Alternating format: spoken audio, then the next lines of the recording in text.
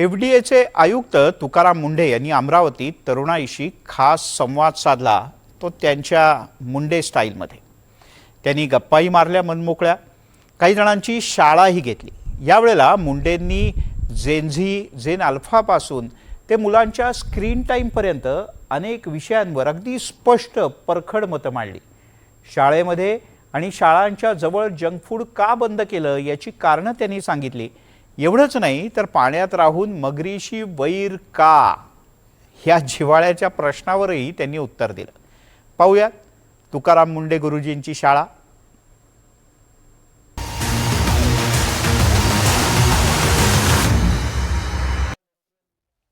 मी आलोय मुळामध्ये आपल्याशी संवाद साधण्यासाठी. संवाद यासाठी म्हणतो की 2005 साली ज्यावेळेस मे महिन्यामध्ये UPSC सिव्हिल सर्व्हिसेसचा फायनल रिझल्ट लागला होता. मला तो दिवस अजूनही आठवतो. 11 मे 2005 या दिवशी तो निकाल लागला होता. आणि त्यावेळेस मी यशोदामध्ये महाराष्ट्र लोकसेवा आयोगामार्फत निवडणूक झाली होती. Maharashtra finance and account service group B याचं ट्रेनिंग घेत होतो. आणि त्या दिवशी निकाल लागल्यानंतर, भारतात विसावा आल्यानंतर सर्वसाधारणपणे 4च्या आसपास मला तो निकाल कळला. आणि 3:59 बरोबर असलेले क्लास 1 अधिकारी, मी क्लास 2 होतो. अगोदर तुकाराम म्हणून हाक मारायचे आणि 4 वाजता सर म्हणून हाक मारायला लागले.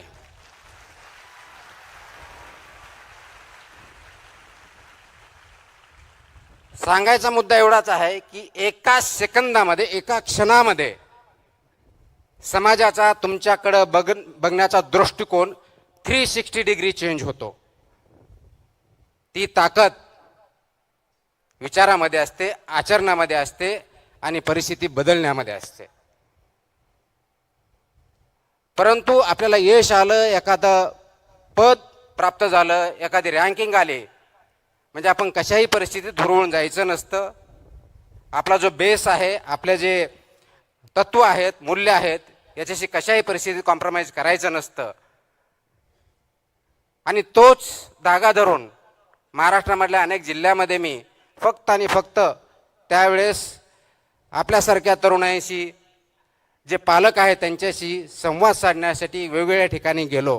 कारण माझी जॉईनिंग मसुरी इथल्या अकॅडमीमध्ये, नॅशनल अकॅडमी ऑफ ॲडमिनिस्ट्रेशन ज्याला आपण म्हणतो, ज्या ठिकाणी आमचं ट्रेनिंग होतं, ऑल इंडिया सर्व्हिस आणि सेंट्रल सर्व्हिसेसचं फाउंडेशन कोर्स होतं, ते ऑगस्टमध्ये जॉईन व्हायचं होतं. त्याच्यामुळे मे ते ऑगस्टच्या दरम्यानचा जो कार्यकाळ होता, त्या कार्यकाळामध्ये महाराष्ट्रातल्या जवळजवळ 15 जिल्ह्यामध्ये मी अनेक कार्यक्रमामध्ये सहभागी होऊन संवाद साधण्याचा प्रयत्न केला. आणि त्याचाच एक भाग म्हणून अमरावतीला त्या काळात मी आलो होतो. त्यावेळेसही अमरावतीमधल्या कोणत्या तरी एका हॉलमध्ये आमचं इंटरॅक्शन झालं. मला अजूनही आठवतं की त्यावेळेस मी पुण्याहून आलो होतो आणि पुण्याहून रात्री बसने बसून, ज्या प्रायव्हेट ट्रॅव्हलच्या बस असतात, पुण्याहून नागपूरला जाणाऱ्या, पुण्याहून औरंगाबादला असतील तत्कालीन, पुण्याहून अमरावतीला असतील, त्यांनी आलो होतो. आणि त्या ज्या ठिकाणी बस स्टँडच्या आसपास तिथं उतरल्यानंतर जे आयोजक होते त्यांच्याकडं त्यांच्या स्कूटरवरती मी गेलेलो होतो. आणि त्यानंतर कार्यक्रम झाला. मला काही वर्षापूर्वी बातम्या आल्या, काही लोकांचे फोन आले की अमरावतीमधली एक विद्यार्थी त्यावेळेस माझं भाषण ऐकण्यासाठी आली होती. तिने काही भाषण ऐकलं होतं, 4थी 5वी काहीतरी वर्गात होती. आणि तिने त्याच्यातून प्रेरणा घेऊन UPSC करायचं ठरवलं. आणि गेल्या 2-3 वर्षापूर्वी इंडियन रेव्हेन्यू सर्व्हिस याच्यामध्ये त्यांचं सिलेक्शन झालं. ही अत्यंत गोष्ट चांगली आहे. त्याचं क्रेडिट मला जात नाही, त्याचं क्रेडिट त्या विद्यार्थिनीला आणि त्यांच्या पालकांना जातं. आजही आपण 21 वर्षानंतर मला इथं बोलवलं म्हणून मला त्या आठवणी जाग्या झाल्या, म्हणून मी तो त्यावेळेचा क्षण आपल्याबरोबर शेअर केला. परंतु गेल्या 21 वर्षाच्या सेवेमध्ये विचार करत असताना अनेक चढउतार आले. ते प्रत्येकाच्या जीवनात येतात, कोणत्याही प्रोफेशनमध्ये येतात. विद्यार्थी म्हणून येतात, पालक म्हणून येतात, नोकरदार वर्गाला येतात, उद्योजकांना येतात, शास्त्रज्ञांना येतात, राजकीय व्यक्तींनाही येतात. परंतु चढ उतारावरती झाल्यानंतर चढ आला की थांबायचं आणि उतार आला की घसरत जायचं. जर ही परिस्थिती आपण ठेवली तर परिस्थितीशी आपण झुंज देऊ शकत नाही आणि पुढे जाऊ शकत नाही. हा निश्चित मेसेज माझ्या 21 वर्षाच्या किंवा माझ्या टोटल वयाच्या जेवढे काय माझं वय झालेलं आहे त्या जीवनामध्ये मी पाहिलेलं आहे. आणि प्रत्येकाच्या जीवनामध्ये ज्यावेळेस चढ उतार येतात त्यावेळेस वाहत जायचं नसतं आणि वाहत जाणं हा सर्वात मोठा धोका आहे.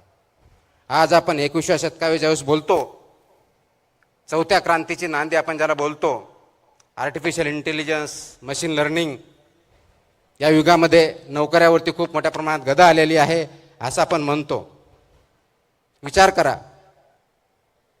18व्या शतकात सुद्धा पहिली इंडस्ट्रियल रेव्होल्यूशन आली त्यावेळेस सुद्धा हाच प्रश्न होता की नोकऱ्या जातील, लेबरचं काय होणार. नंतर दुसरी इंडस्ट्री आली त्यावेळेस हे सांगितलं आता ऑटोमेशन होईल, आता पूर्णपणे शेती उद्ध्वस्त होईल. तिसरी इंडस्ट्रियल रेव्होल्यूशन कम्प्युटरची आली त्यावेळेस सांगितलं गेलं की आता माणसाची गरजच राहिली नाही. आणि आता चौथी इंडस्ट्रियल रेव्होल्यूशन आली त्यावेळेस आपण म्हणतो की आता माणसाच्या बुद्धिमत्तेपेक्षाही मशीनची बुद्धिमत्ता पुढे गेली असल्यामुळं माणसाचं एक्झिस्टन्स राहील की नाही हाही प्रश्न आपण सध्या विचार करतोय, भेडसावतोय. कदाचित कम्प्युटर्स, IT, AI याच्यामुळे बुद्धिमत्ता वाढली असेल. प्रश्न बुद्धिमत्तेचा नाही आहे. आज सर्वांना पडणारा प्रश्न आहे तो बुद्धिमत्तेपेक्षाही आपल्यामध्ये विवेक आहे का याचा. ज्ञान आहे का माहिती आहे, आणि माहिती आणि ज्ञान जर असेल तर विवेक आपल्याकडे आहे का. कारण माहिती तर आज आपल्या सगळ्याच्या मोबाईल फोनवरती आहे. आपल्याला जर आठवत असेल, आमच्या लहानपणी असतील, आमच्या अगोदरच्या पिढ्या असतील, त्यावेळेस बघितलं ज्ञान घेण्यासाठी, माहिती घेण्यासाठी ग्रंथालयामध्ये जायचं, तिथं पुस्तक वाचायचे, शिक्षकाबरोबर चर्चा करायची. एखाद्या गोष्टीचा रेफरन्स किंवा अभ्यास करायचा असेल तर कोणतं पुस्तक वाचायचे हे शिक्षकांना किंवा जे शिकलेले आहेत त्यांना विचारायचं. मग ते पुस्तक अवेलेबल आहे की नाही ते बघायचं, लायब्ररीत जायचं, ते शोधायचं, त्याच्यातला पर्टिक्युलर तो टॉपिक त्याच्यावरती वाचायचं आणि त्याच्यानंतर माहिती घ्यायची. हा प्रवास असायचा. एवढे कष्ट फक्त माहिती घेण्यासाठी असायचे. गावागावात न्यूजपेपर नव्हते, लायब्ररीज नव्हत्या. शाळेमध्ये जे शिक्षक सांगतील किंवा आपले जे पाठ्यपुस्तक असतील याच्यापुढे आपल्याला अभ्यासाचं वेगळं काही वातावरण नव्हतं. आज जगातली सर्व माहिती, फक्त जगातलीच नाही, अनेक शतकानुशतके याची माहिती किंवा पुढं काय होईल याची शक्यता हे आपल्या सर्वांच्या खिशामध्ये असतं, स्मार्टफोन. आणि एवढी माहिती आपल्या खिशामध्ये असतानाही आपल्याला अनेक प्रश्नांना तोंड द्यावं लागतं. तर ते का? माहितीसाठी नाही, माहिती तर भरपूर आहे. ज्ञानासाठी नाही, ज्ञान आपल्याला आपल्या गुगलवरती, मोबाईलवरती क्लिक केलं किंवा आता ChatGPT पासून AIचा वापर केला की ज्या सगळ्या प्रश्नाचे उत्तर भेटतात, मग ज्ञान पण भेटतं. मग अशा परिस्थितीमध्ये जन जी असतील किंवा आता नवीन जन अल्फा असेल किंवा त्याच्या अगोदरचे जनरेशन असेल, यांनी करायचं काय? तुमच्या माझ्यासमोर प्रश्न पडतो, यांच्या नोकऱ्या जातील. याच्या अगोदर 3 इंडस्ट्रियल रेव्होल्यूशन झाला त्यावेळेस कुणाच्या नोकऱ्या गेल्या नाही, नोकरीचं स्वरूप बदललं. आजही तीच परिस्थिती आहे. आणि म्हणून ज्ञान घेण्यासाठी जी धडपड करावी लागत होती ती आता करण्याची गरज नाही, कारण ते तुमच्या पॉकेटमध्ये अवेलेबल आहे. माहिती गोळण्यासाठी तुम्हाला प्रयत्न करण्याची गरज नाही, कारण ते तुमच्या फिंगर टिप्समध्ये अवेलेबल आहे. मग माहितीची गरज नाही, ज्ञान गोळा करण्यासाठी आपल्याला कष्ट करावं लागत नाहीत.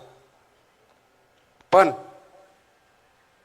या मशीनमध्ये, AI मध्ये विवेक कुठं आहे? हा विवेक कुठेतरी लपून बसलेला आहे, कुठेतरी आढळून बसलेला आहे, आणि ते विवेकाची पोकळी निर्माण झालेली आहे. हा सर्वात मोठा प्रश्न आपल्या समोर आहे. तर आज मी तुमच्या समोर एक वरिष्ठ संधी अधिकारी म्हणून दिसतो, मला बऱ्याच उपमा दिल्या गेल्या. मला वाटत त्यासाठी कोणत्याही उपमेचं मी लायकी नाही आहे. परंतु ज्यावेळेस मी यशस्वी झालो 2005, त्याच्या अगोदरपासून म्हणजेच 1997, 1998, 1999 या 3 प्रयत्नामध्ये मी फक्त इंटरव्ह्यूपर्यंत पोहोचू शकलो होतो. यशाने अपयशाने खचून गेलो होतो. आणि म्हणून तुमच्या माझ्यासारखा विचार करताना हा मी विचार केला की नाही, आता 2000 आपण इंटरव्ह्यू झालो, सिलेक्शन नाही झालं, म्हणून आपल्या हातात काहीतरी असावं. म्हणून विचार करून परत MPSC दिली 2000ची आणि त्याचा फायनल रिझल्ट 2003ला लागला. 4 वर्षे त्याच्यामध्ये गेली. आज कदाचित त्याच्यावरती विचार होऊ शकतो की ते योग्य होतं, अयोग्य होतं. आणि मग 2003ला रिझल्ट लागल्यानंतर मधल्या काळामध्ये मी लेक्चरशिप पण केली, वेगवेगळ्या नोकऱ्या पण केल्या आणि 2004चा अटेम्प्ट देऊन फायनल सिलेक्शन झालं. तर आज फक्त सक्सेस दिसतंय. याच्या पाठीमागचे फेलियर्स, अपयश, याचा अभ्यास आपण कधी करणार आहोत का? आणि ते अभ्यास जर केलं, कारण आज कदाचित माझा फोटो तुमच्या समोर येत असेल, तुम्ही बघण्याचा प्रयत्न करत असेल, मीडिया छापत असेल, काही व्यक्ती बोलत असतील, कुणी चांगलं बोलत असेल, कुणी वाईट बोलत असेल, तर यश याच्या अगोदर अपयश यायलाच पाहिजे याची गॅरंटी नाही, आवश्यकता नाहीये. पण अपयश आलं आणि तुम्ही जर माझ्याशी कम्पेअर करायला लागले, त्या हिरोईनशी कम्पेअर करायला लागले, बिलियनरशी कम्पेअर करायला लागले आणि तो न्यूनगंड आला आणि त्या न्यूनगंडावरून आपण चुकीचे निर्णय घेतले, तर ते मात्र शोकातिंगा या समाजाची ठरेल, तरुण वर्गाची ठरेल. आणि ती शोकातिंगा आपल्या सर्वांना होऊन द्यायची नाही, यासाठी हा संवाद करणार आपल्या समोर आलेलो आहे मी.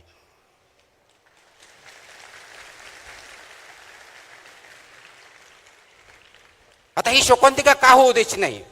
कारण जगामध्ये जर बघितलं तर जनजी ज्याला म्हणतो आपण, सर्वसाधारणपणे 1997 ते 2012 ह्या काळात जन्मला आलेले हे सर्वजण अत्यंत तरुणाईत आहेत. जगामधला सर्वात जास्त तरुण पिढी भारतामध्ये आहे. आणि जगातली सर्वात मोठी संपत्ती आता कोणती असेल ते तरुण. आणि तेही असे तरुण ज्यांच्याकडे जिद्द आहे, ज्यांच्याकडे ज्ञान आहे, अपार कष्ट करण्याची तयारी आहे. असे तरुण आपल्याकडे असताना तरी त्यांच्यामध्ये नैराश्य, न्यूनगंड ही धोक्याची घंटा आहे. आणि धोक्याच्या घंटेला सर्व स्तरावरून आपल्याला काम करावं लागणार आहे. ते सामाजिक स्तरावरती करावं लागणार आहे, कौटुंबिक स्तरावरती करावं लागणार आहे, राज्य स्तरावरती, देश पातळीवरती करावं लागणार आहे, तुम्हा आम्हाला सर्वांना मिळून करावं लागणार आहे. आणि ते कोणतं काम असणार आहे, तर आपल्याला याच्यामधला विचार समजून घ्यावा लागेल. ही जी नवीन पिढी आहे याला जुन्या रूढी परंपरा मान्य नाहीत. आपल्या काळात आई वडिलांनी सांगितलं उभं राहायचं, त्यांनी म्हणलं हे योग्य, ते मान्य करायचं, त्यांनी सांगितलं हे योग्य, मान्य करायचं. आजच्या तरुण पिढीला, विशेष करून जनजीला हे मान्य नाही. आणि त्याचं चुकीचं काहीच नाही, कारण आपण वास्तववादी असलं पाहिजे. डिजिटल युगामुळे जगातल्या चांगल्या वाईट सर्व गोष्टी आपल्यासमोर आहेत. त्याच्यातल्या चांगल्या गोष्टीला प्रवृत्त करणं, चांगल्या गोष्टी अडॉप्ट करणं आणि वाईट गोष्टीपासून दूर ठेवणं हे आपलं कर्तव्य असणार आहे. आणि या तरुण पिढीला हायरार्की मान्य नाही आहे, उतरण मान्य नाही आहे, तो अमुक एक नेता म्हणून मला मान्य नाही. हे सर्वजण नेते आहे, यांच्यामध्ये लिडरशिपच्या सर्व क्वालिटी भरलेल्या आहे. गरज फक्त आहे त्यांना योग्य दिशा दाखवण्याची. ती दिशा दाखवण्यासाठी आपल्याला काम करावं लागणार आहे.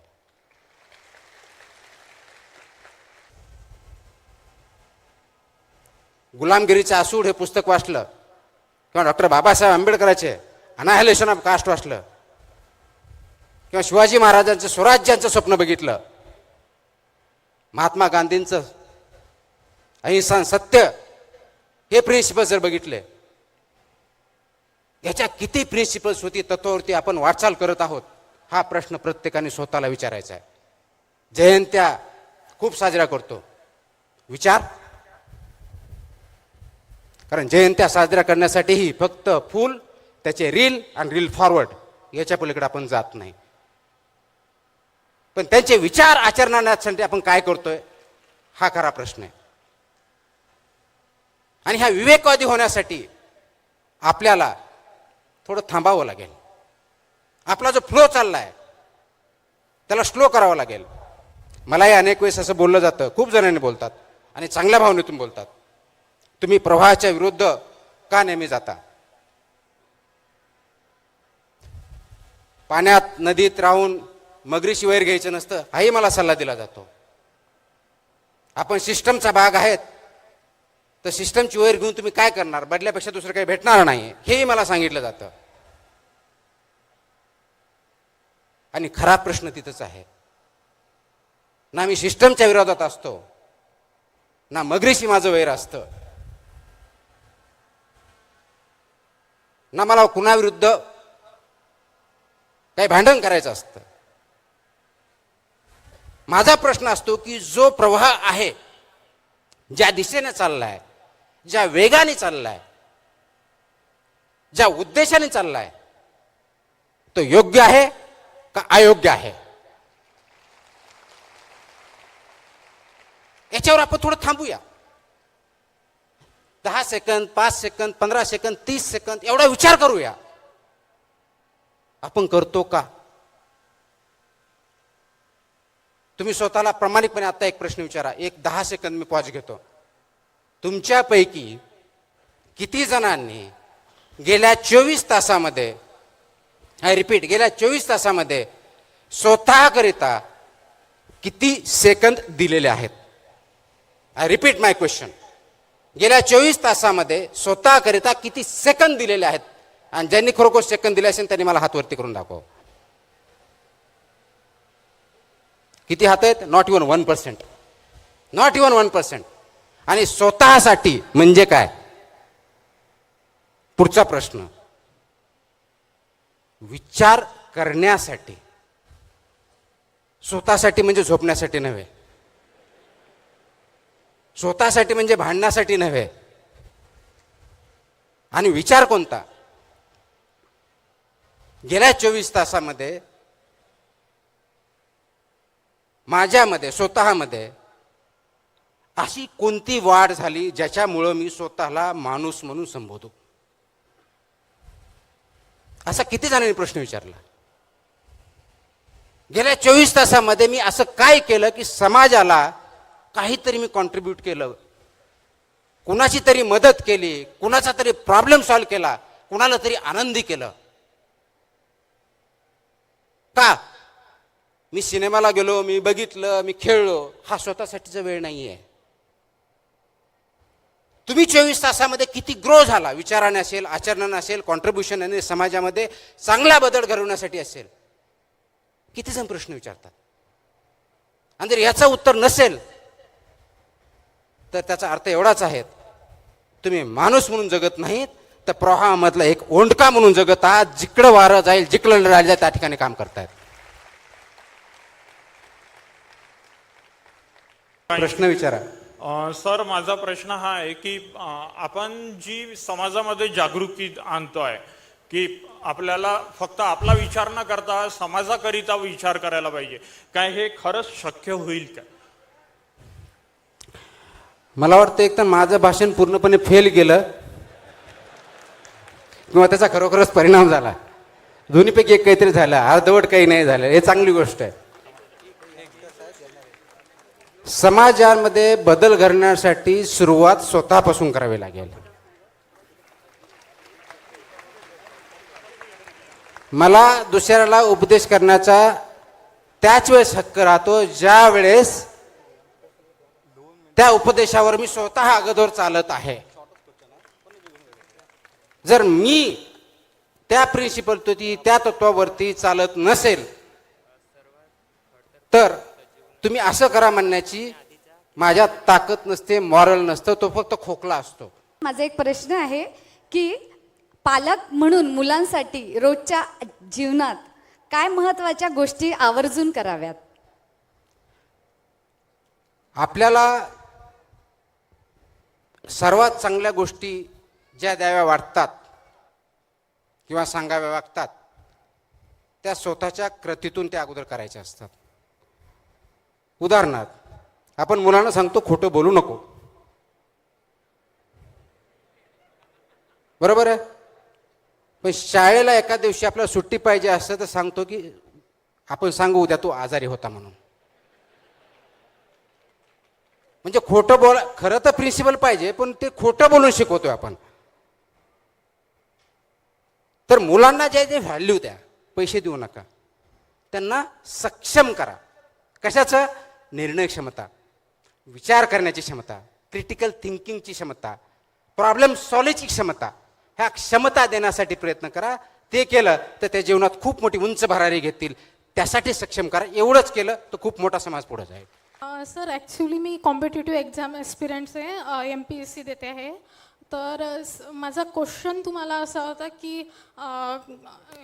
अपयश जे येत आहे एक्झाम देताना, सतत अटेम्प्ट देताना जे अपयश येतं, 1-2 मार्कांनी आपला अटेम्प्ट हुकतो आणि आयोग वेगवेगळे निर्णय घेतात. म्हणजे आता 2026ची ग्रुप सीची एक्झाम आहे ती सध्या तरी थोपवली आहे, पण 2027ला नॉर्मलायझेशन पद्धत अवलंबण्यात येणार आहे.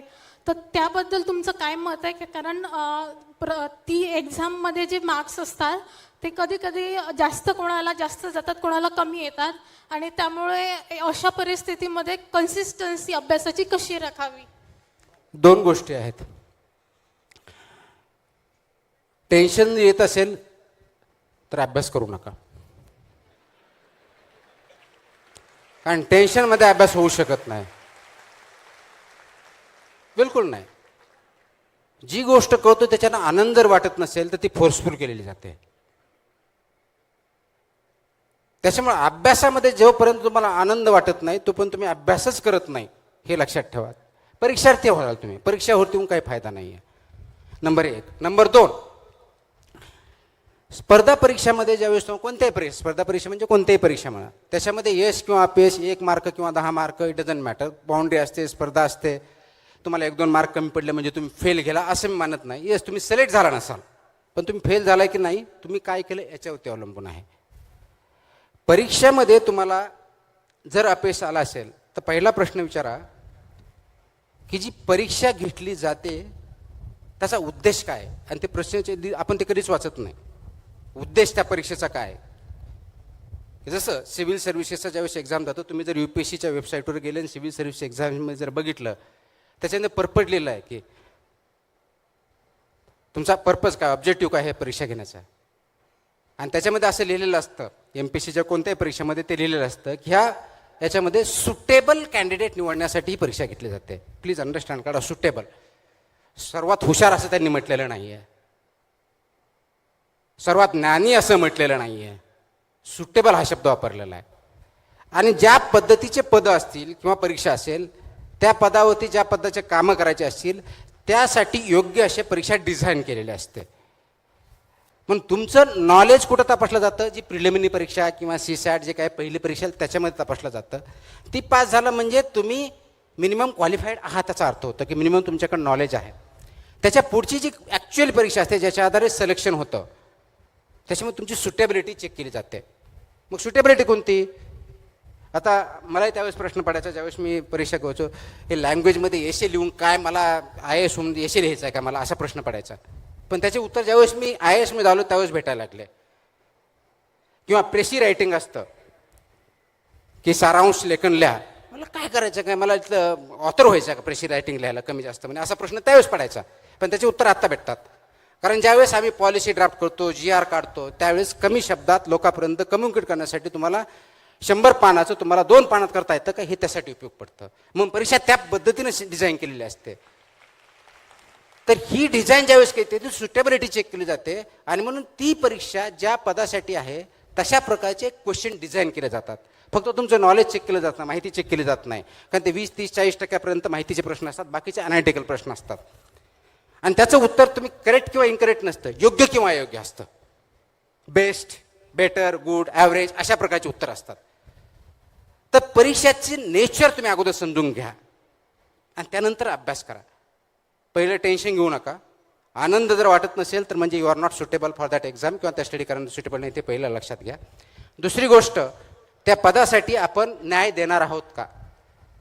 ते पद आपल्याला न्याय देणार आहे का हे नका विचारू, त्या पदाला आपण न्याय देणार आहोत का हे विचारा. आणि ते जर योग्य वाटत असेल, ती भूमिका जर तुम्ही समजून घेत असाल आणि योग्य वाटलं तर त्यासाठी तयारी करा. आणि हे करत असताना अगोदर सिलेबस वाचू नका. मी रिपीट करतो. बऱ्याच जण असं बोललं की काहीतरी विचित्र बोलतो असं वाटतं. मी विचित्र नाही बोलत, मी खरं सांगतोय. सिलेबस वाचू नका. अगोदर परीक्षाचं नेचर समजून घ्या. त्यानंतर प्रश्नपत्रिकाचा अभ्यास करा. त्यानंतर प्रश्नपत्रिकेचा अभ्यास करा. प्रश्नपत्रिकेचा अभ्यास केल्यानंतर सिलेबसचा अभ्यास करा. आणि मग प्रश्नपत्रिका जशी असते, त्याचं स्वरूप असतं, त्या अनुषंगानं अभ्यासाला सुरुवात करा. तुम्ही किती पुस्तकं वाचले, किती वेळा अभ्यास केला, हे तुम्हाला परीक्षेत कुणीही विचारणार नाही किंवा मार्क देणार, त्याच्यावर बघणार नाही. तुम्ही जर लिहिलं मी 15 तास केलं तरी तो काय मार्क देणार नाही. तो फक्त उत्तर काय लिहिलं आहे, कसं लिहिलं आहे, योग्य की अयोग्य आहे, याच्यावरती मार्क देणार आहे. तर तुम्हाला बेस्ट आन्सर लिहिता आलं पाहिजे. ही जर करण्याची आपली तयारी असेल तर आपण ती स्पर्धा परीक्षा द्यावी. अन्यथा दुसरा मार्ग आपल्याला जो घडतो तो चूज करावा. त्याच्यामुळं फ्रस्ट्रेट होण्याचं कारण नाही. सुटेबिलिटी आहे की नाही चेक करा. आणि हे करत असताना आपण जे करतोय ते आनंदाने करायला गेलं तर त्याच्यामध्ये आपण जे 10 तासात करू शकत नाही टेन्शनमध्ये, ते 1 तासात ते होऊ शकतं. म्हणून अंडरस्टँडिंगने करा. रोट लर्निंग 10 तास, आईवडिलांचं प्रेशर हे असेल, सगळ्याकडे असेल. मुक्त मनाने करा. जर ते मुक्त मनाने करता आलं नाही तर देर विल बी प्रॉब्लेम्स. आणि म्हणून परत तोच प्रश्न येतो, तुम्ही ज्या प्रवाहानं चाललात, ज्या दिशेनं चालला, जसा अभ्यास करतायत, तो योग्य की अयोग्य हा पहिला प्रश्न विचारून पुढचे पावलं उचला.